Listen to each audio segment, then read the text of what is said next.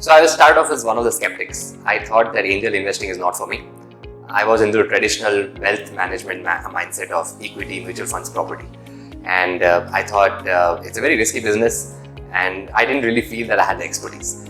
But once I attended a couple of investor calls is when I realized that the kind of due diligence that goes into the calls, you get that additional layer of comfort. You're able to relate to some of these things. And then you start thinking that, you know what? First of all, IPV is not just about angel investing. It's about creating a network. It's about enhancing your own knowledge. And at the same time, trying to see if you could be of help or if you could use your years of experience to help somebody else.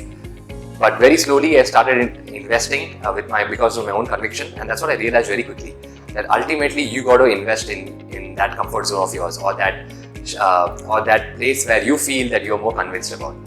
And the more and more I did that, the more and more startup calls I attended, the more convinced I got. I think the due diligence itself within IPV is state of the art, and I think if there's only one reason I would point out, I would say that it's that singular reason why I started investing in through IPV.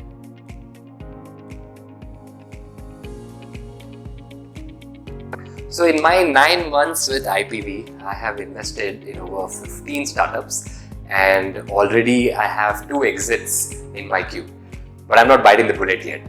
And why should I? I mean, ultimately, I never joined IPV to be this passive investor who is just making some quick returns and getting out, right? Ultimately, I believe in the story of some of these startups.